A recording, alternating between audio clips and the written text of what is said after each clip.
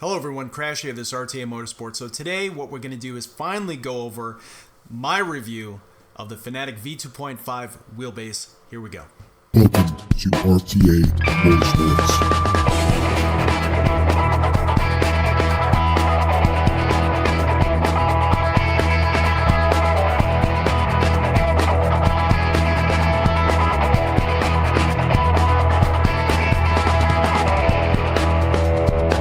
So to start things off, we are only going to be reviewing the wheelbase at this time. I'm going to go over the pedals at a separate time because it's just so much to the pedals and I don't want it to get drowned out in one single review. What we're going to be doing today is, like I said, we're going to go over the wheelbase, but first I'm going to start off with some of the specs and the features before I go into how I feel about it.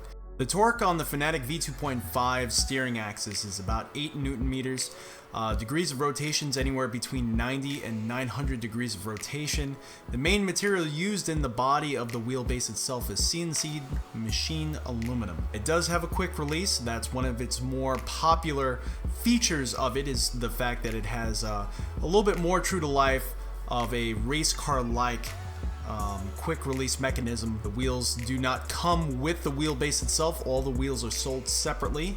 The price of the wheelbase as of now in America is $4.99, where the V2 when it came out originally was $5.99. The USB update rate, this is how it really differs from the V2 to the V2.5. The USB update rate is now at 1000 Hertz, where it used to be 500 Hertz, and the CSL Elite wheelbase is 500 Hertz. It does have, just as many other wheels, it has adjustable vibration settings.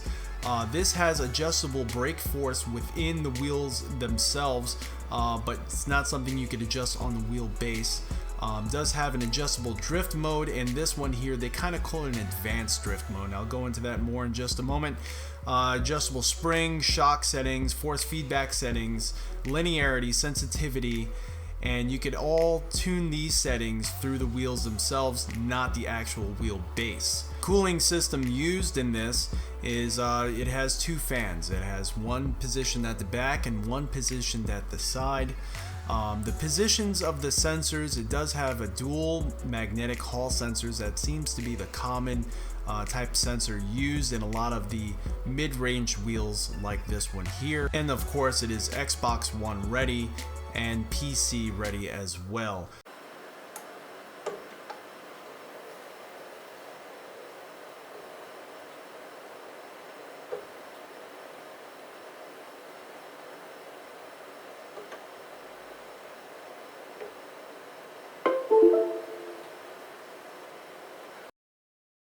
So once you install all the drivers and you're kind of getting ready to go, you got the wheelbase connected, you're going to want to double click on the wheelbase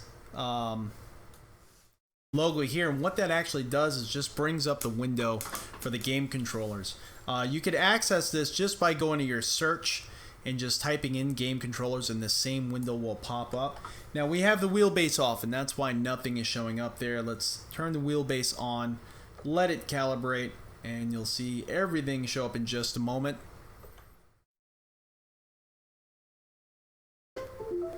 And there you go. Now you'll notice that it does show up twice, and that's actually perfectly normal. They address that in the installation guide. There's actually a series of really good videos from Fanatec themselves on how to install. So we'll click on properties, and you'll see here it shows the wheel that you have installed on the rig. You could see in this top left here the actual degrees of rotation that we are currently turning the wheel. You can kind of check your settings there. You click on this and all the wheel rev lights kind of come on, and it's a good test to make sure everything's working. Click on this, the display lights will come on. These actual displays up here where you would normally see your speed and your gear. Force feedback test completely will shake your teeth out, and vibration test is only in the wheel itself. It's a very slight, almost like a PlayStation DualShock type deal. You can see over here we have, you know, the throttle, brake, and clutch, and then the handbrake is mapped over here as well. And you can kind of make sure that nothing is being hung up or anything like that. Down here, the analog joysticks are these that are actually on the right and on the left of the wheel. You could turn them and see the rotary encoder there. That's on the right analog stick. It's also the D-pad, and you can move the left stick here and see the analog settings, X and Y axis, kind of picking up there. We have our flappy paddles, and you can see that blue indicator telling you that that's what I'm touching. Left one there, all the buttons, and as you touch all the buttons, you can see kind of, it'll show you up here with a blue indicated light that I am touching that button right there. And also your shifter will show up here. It's a very nice, kind of easy to use program that will just show you everything is working. But to actually change some of the settings, you'll come in here to settings. I just left everything stock. I left everything at 900 degrees of rotation. The dampener strength, it's going to show 100% in here, although in the wheelbase itself is where I adjusted all my settings, and that is perfectly acceptable. I actually have my damper setting on 0, although it still shows 100% in here. And you have, I believe it's 4 different profiles. Let's make sure I'm saying that correctly. Yep, actually 5 different profiles that you could adjust in the wheelbase itself. You don't necessarily have to come in here to adjust any settings whatsoever. So we're inside the rig right now, and I just want to go over some of my thoughts and opinions on the wheel when I first actually unboxed it. So when we first had it in our hands, there is a video of me unboxing this wheelbase. If you haven't seen it, link will be in the description. Check it out. It's kind of funny. It's the first time I've actually came in contact with Fanatec gear, aside from the handbrake. Now, the wheelbase itself was surprisingly small to me. I was expecting it to be about this wide. What I found was I was surprised that it was actually smaller than the TSPC Racer. And I think it's smaller than the Thrustmaster TX wheelbase as well. It's a very small, compact unit. And I was actually really happy about that because my T1000 motion rig is very compact itself as well. That's kind of one of the things I love about it. It doesn't take up a huge amount of room, and the wheel mounting plate underneath, although I do know it has Fanatec holes already drilled out, it's a small plate. It's about that big, so I didn't want it to be this big lumbering unit on top of my very small compact rig here. I wanted everything to kind of stay nice and compact, and it does. It fits it just well. The other thing that kind of struck me was just the apparent appearance of jewelry that this wheelbase has. It has the machined edges on everything. It's almost machined to the point of it being mirror-like. All the hardware on it is beautiful looking. Almost looks like black chrome on the hardware, and then you have the Fanatec logo machined in there, and it just looks very clean, very, very clean. Side casings themselves, they do have a matte black finish to them, and when I first seen it, I kind of thought it was going to be plastic, but it's not. It's also aluminum, but they are matte black. I kind of wished, I mean, I do like the contrast, but I kind of wish there was a little bit more of that black brushed aluminum that you could find on the faceplate elsewhere, although it's really no big deal at all, and I'm sure a lot of people out there just love the look of it just the way it is, because you kind of get that contrast between the two. You do have this smoked out window. Aluminum stuck in my mind now. You do have this smoked out window here where you can look down, kind of see some of the pulleys, some of the mechanicals working on the inside. Although when you are racing and you're in the seat, you're focused on your racing, you're not seeing anything going on in there, and the window itself is kind of pitched a little bit away from you. So you can see there's a window here, you just can't see inside. But for people that are coming over, looking at your rig for the first time, kind of watching you race or anything like that, and they're about to try it for their first time, just taking it in, the actual appearance of this here, I normally just hear a lot of wows and oh my goshes, because this wheelbase, it is absolutely gorgeous just to look at, let alone actually use. And that kind of carries into their other products themselves, like the pedals we'll go into a later date. But the wheel itself, once it's mounted to it, it feels completely solid. You get no motion. Getting motion in my rig from the forces I'm exerting, but you have no motion in the actual quick connect that goes into the wheelbase itself. Everything is very solid, and you kind of get that feeling from it when you first take it out of the box, because although it's small, it kind of is very weighty. Problems with installation that you may have is it comes pre-installed with angled mounts. They're basically bars that are going to come along the sides underneath, so that way you can kind of kick up the face of the wheelbase a little bit depending on your mounting situation. Now the problem that I had with those is that the mounting pattern on the bottom of the angled mounts is different than the wheelbase itself. So if your rig is already pre-drilled for the Fanatec wheelbases, it may not be pre-drilled for that. And my wheelbase mount itself, the plate underneath connected to the rig, is actually quite small. It just, you know, it just fits the actual mounting holes themselves underneath. There was no room, and so I had to remove those. Although with this rig here, I was lucky enough that I was able to get the wheel right where I wanted it anyway, without those angled bars. They do look pretty cool, but they're not going to be for every rig. So that brings me to my next point, and that's actually the settings. Now we're not gonna go over every setting. Fanatec themselves actually produced a really nice, concise video on their YouTube page that goes over every single setting and what adjusting it will do to the wheelbase. So definitely search for that. I want to go over the drift setting because that's the big thing that was changed from this V2.5 from the V2, aside from price and USB update rate. So the drift setting, you find it by clicking on the menu button, which is in the top left next to the LEDs, and that brings you to your 5 profiles. So you use the right analog stick, you click to the right until you get to DRL. Now in DRL, that's the drift mode setting. You have -5 to +5.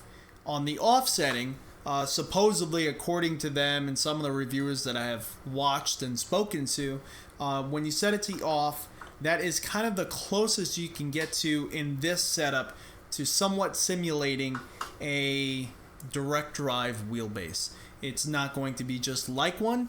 I have never tried one, so I'm not going to necessarily say it's just like a direct drive.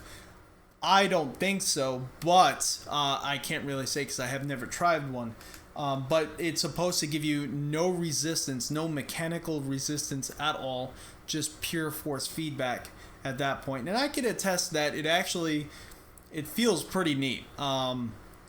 I haven't had any experience with Wobble, which is one thing that they say to kind of look out for in some sims. The force feedback on straights may start to cause a wobble. I haven't actually experienced that, but it's just pure force feedback at that point, and whatever the car is sending telemetry wise, it's just purely going to the wheel itself. It's a pretty neat feeling. A lot of people like to use it because you actually feel quite a bit from the car. And there's a big contrast between no force feedback and maximum force. So it's pretty neat. And then it goes all the way to -5, which will almost feel like there's a dampener setting. Or if you have been in a car where there's not really any power steering and you're in a parking lot and you're kind of turning the wheel, that's the type of mechanical resistance you're getting. It kind of feels like you're turning tires. There's not really much assistance in a power steering sort of sense, and that's what it feels like. I like to race at -2 or -3 depending on the car, and some open wheel cars I like to go maybe down to -1. The drift setting or putting it on off is just a little too light for me, but supposedly with the drift setting, with the drift mode, it could get kind of hairy real quick.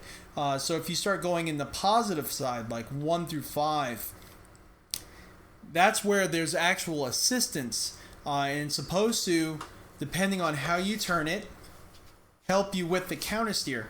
Now this will not necessarily overcome the forces that are brought out by the vehicle itself. So if you hit into something or anything like that, the wheel is still going to act accordingly. But this is basically almost like a power steering. And then this goes all the way to 5, which is just absolute insane mode, which will break your wrist if you're not ready. But any little motion in either direction just causes it to go absolutely berserk. And I don't know why they have +5 on there, because it's just absolutely insane. Now, the drift mode itself, I have not really been able to use it with much success with drifting. I just put it on off mode. And on off mode, I am perfectly fine, and it works just fine. Alright, so in an otherwise Thrustmaster home, if you followed this channel from the beginning, which I don't think many of you are still around anymore, but if you did, I greatly appreciate that. But you would have noticed I had a T100 back then, and I used to tinker like crazy. I wanted to make a lot of the products that I would use for sim racing to kind of see if sim racing was for me. It was kind of like a weird finding myself moment in time back then. I made my own H-pattern shifter out of, I think it was a Microsoft Sidewinder force feedback flight stick and stuff, and we made our own clutch pedal back then. And we moved all the way up to the TSPC Racer. Of course, the midsection of that was the Thrustmaster TX wheelbase. How do I feel about this Fanatec gear that's now in my studio? Well, in short, I absolutely love it. I really do. I think its appearance, its presence is a lot more simulator-esque. You're feeling like it's much more of a tool that is meant for serious sim racers. A lot of the gear looks and feels like a lot more true to life than you find with a lot of the other companies that are out there. I have not tried every wheelbase that's out there. Obviously, I've tried a lot of them though, but I feel that belt drive wise, at the moment, this is one of the better wheels you can get, aside from jumping over to direct drive, which is a whole nother rabbit hole I have not tried yet. Now, the V2.5 came down in price. Now, there was one thing that I said during the Thrustmaster TSPC Racer review, which, you know, kind of goes both directions. Some people agreed with me, a lot of people didn't, which is fine. That's all. That's why we're doing this. It's conversation. But there was one thing that I said that kind of resonated with me big time. I felt when I took it out of the box, it was $4.99. I felt you can see in the wheelbase, as well as the wheel when you're holding it in your hand, you can see where that $4.99 went. I feel you're getting exactly what you pay for with that wheelbase, and you're paying a lot, so you're getting a lot. It's definitely a good wheelbase. I personally just didn't like how the force feedback was conveyed in that wheelbase. That's just my personal opinion, but build quality and whatnot, you felt and you can see exactly where your money went. And I do not mean that in a bad way at all. It's a nice looking wheelbase. With this Fanatec wheel, the 2.5, the wheelbase itself, no wheel, is $4.99. It's smaller.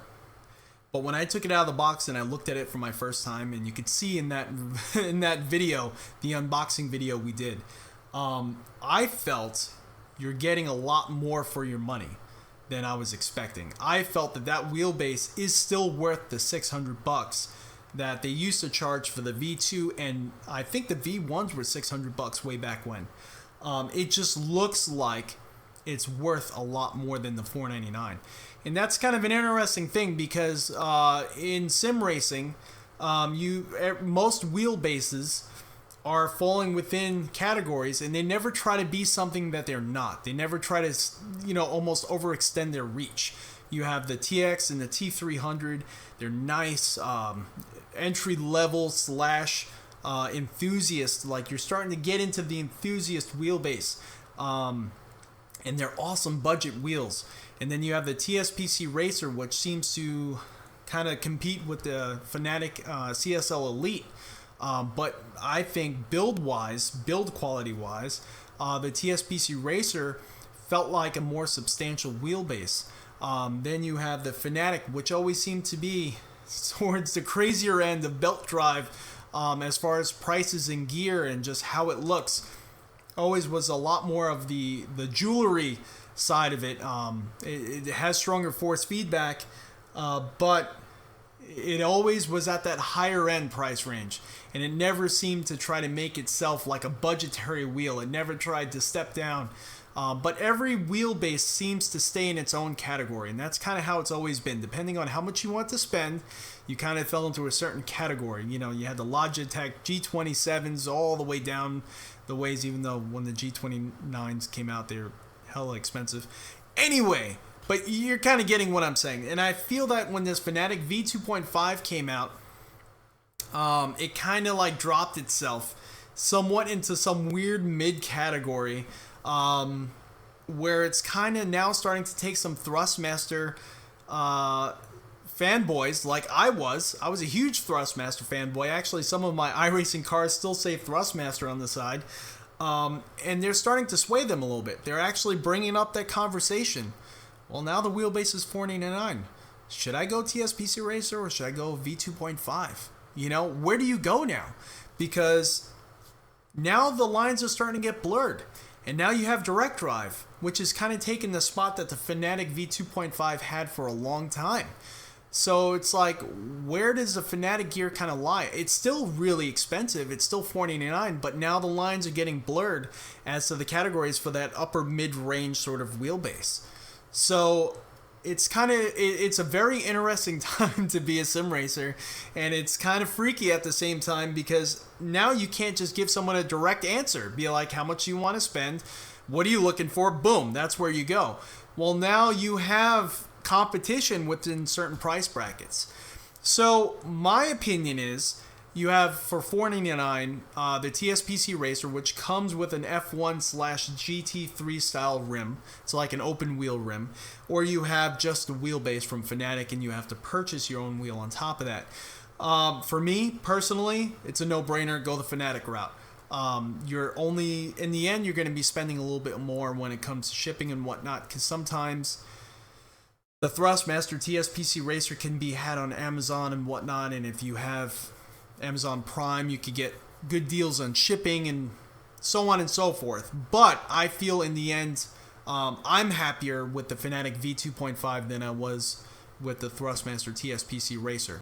But not every wheelbase is without its flaws. Like I said in the very beginning, I started off tinkering. I made my own 3 LED setup so I could have head tracking. Way before I actually bought the Track IR setup, when I had the Track IR 5, if you look in some of my old videos. That was even before I even had triple screens, when I was just racing on a single monitor.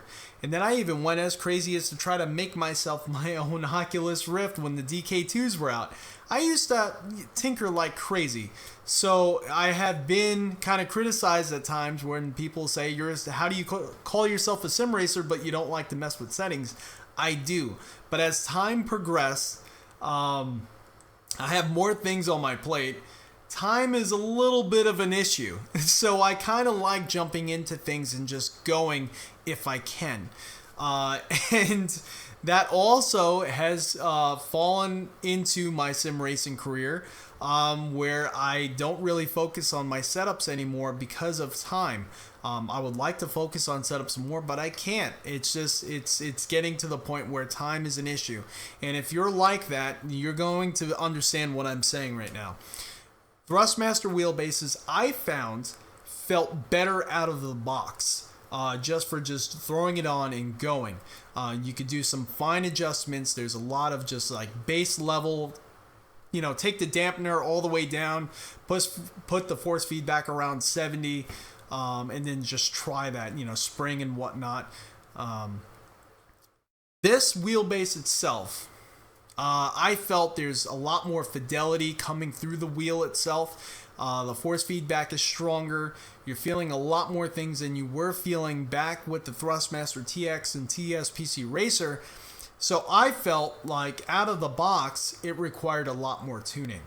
And it's not to say that it feels horrible straight out of the box. It kind of encourages you to want to tune it. So if you're limited on time, just know when you first use it, it's not going to feel quite right, and that's okay. Do some research. I mean, there's some base level setups that are out there on forums that some people have created just so you can kind of get your feet wet and it feels somewhat acceptable. But this wheelbase has forced me to mess with settings again. which is not necessarily an issue, but when you're short on time like me, at first it was a little frustrating because there were certain things that I knew that it could do, but I was kind of feeling like, you know, I had to adjust settings just to get it to feel quite right. Maybe a little OCD in there, I don't know. But this wheelbase is going to encourage you to want to mess with settings again, which is fine, And lastly, for you VR users, if you use a Vive like I do, there's nothing more frustrating than having your Thrustmaster wheel plugged into the computer at the same time as your Vive. Now, I had my Vive always plugged into a separate it's a USB 3.0 card. It's one of the ones that were recommended from Vive, so that way there's no tracking issues. But if you have a Thrustmaster wheel plugged in, Thrustmaster wheels don't have a power switch at all. So the problem with that is I always have my wheels plugged into a USB hub that's hidden under the desk separately. I would either switch that off, which requires me to go under my desk to turn that power switch off, or I would have to unplug the entire power strip from the not the power strip, the USB strip from the back of the computer, because if you're in the Vive and you use Vive controllers and you try to do anything on your menus, the menus go absolutely berserk because it's seen as an input device, and it's almost like just holding the right toggle switch down. Everything just starts going crazy and cycling through the menus like crazy, and it's annoying. You can't adjust your volume or anything like that unless you unplug the Thrustmaster wheel.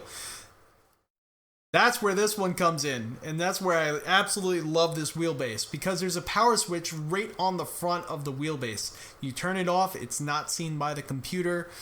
You sit down, you push the button on the wheelbase, and it looks like a push to start button on a race car, and the wheel comes on, and then it's seen by the computer. Totally simple, and relieves the issues that I was having. So if I'm in Vive playing whatever I'm playing, and I have the wheelbase off, there's never an issue, and I don't have to reach under my desk to pull out USB cable.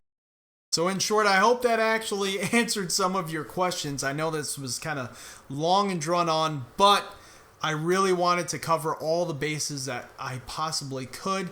I know this was very long coming, but I wanted to try to find some issues that came up with this wheelbase.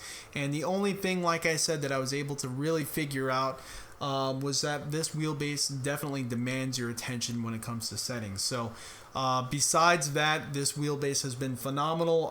I actually had my in-laws over and they used it. My father-in-law used it for days straight, over 8 hours at a time, and there was no issues with it overheating. There was no degradation of force feedback. He was an American Truck Simulator, so he wasn't like sim racing for 8 hours straight, but the motion rig bouncing around did not affect it at all for 8 hours straight, and nor did the wheelbase ever have an issue. So I feel this wheelbase, the durability of it, the quality of it, I'm not going to have an issue with it at all, hopefully in the coming future, but I definitely like this wheelbase. So, as usual, I'm Crashtest RTA Motorsports. Definitely hit that like button, subscribe to the channel. We have a lot of things coming, especially with real cars like my CTS V, or we may be looking at a Camaro ZL1 very soon. So definitely hit the subscribe button. We have a lot of different things coming down the pike for the rest of the year. Have a good day.